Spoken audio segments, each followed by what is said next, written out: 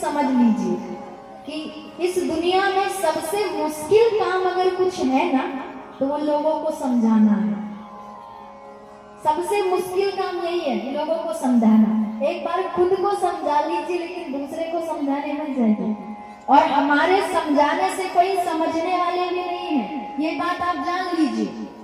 अगर कोई गलत काम करते हैं, आप उन्हें कितना ही ज्ञान क्यों ना दे दे, वो ज्ञानी नहीं बन जाएंगे, वो गलत काम छोड़ नहीं देंगे। समझाने से कोई नहीं सुधर सकता।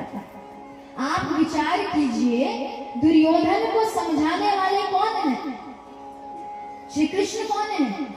भगवान है। स्वयं भगवान के समझाने पर जब दुर्योधन नहीं समझा तो हमारे समझाने से कौन सुधरने वाला है? सुधार पता है कैसे होती है? हमारे आपके समझाने से नहीं सुधरेगा। मान के चलिए अगर कोई शराबी है ना, बड़े बड़े लोग उनसे आकर कहते शराब नहीं पीनी चाहिए, गलत बात है, कैंसर होता है, बीमारी होती है, बड़े बड़े ज्ञान उन्हें दे दिए जाए, वो नहीं सुधरेंगे जब तक उनका अंतर आत्मा उनसे ये ना कह दे कि तुम जो काम कर रहे हो, तुम जो काम कर रहे हो ये गलत है, तब तक वो नहीं सुधरने वाले। यानी जब तक अंदर से सुधरने की इच्छा ना होना तो स्वयं भगवान भी नहीं समझा सकते, भगवान भी नहीं सुधार सकते। सुधरने की इच्छा अपने मन में होनी चाहिए और दूसरों को समझाने से अच्छा, दूसरों को सुधारने से अच्छा खुद पर ध्यान दीजिए।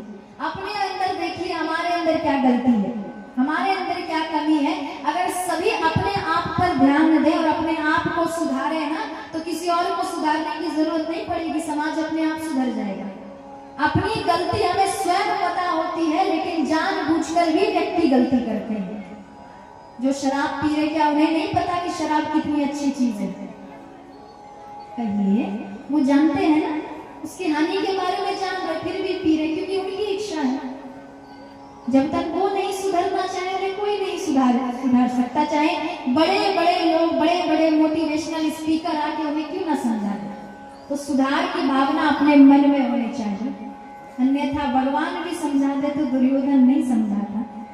अब अंत में ये तय हो चुका है कि पांडवों और कौरवों के बीच महाभारत का युद्ध होकर रहेगा। विचार ये हुआ कि श्री कृष्ण किसकी ओर से युद्ध करेंगे, पांडवों की ओर से या कौरवों की ओर से? सुबह का समय था, प्रभु सोए थे, श्री कृष्ण के कमरे में दुर्योधन आए। दुर्योधन देखता है कि प्रभु सोए हैं, कन्हैया सोए हैं, तो जाकर श्री कृष्ण के सिरहाने बैठ गया। सिरहाने समझते हैं ना, सर के ऊपर। कुछ ही देर बाद अर्जुन आए। अर्जुन देखते हैं भगवान सोए हैं तो अर्जुन जाकर प्रभु के चरणों के नीचे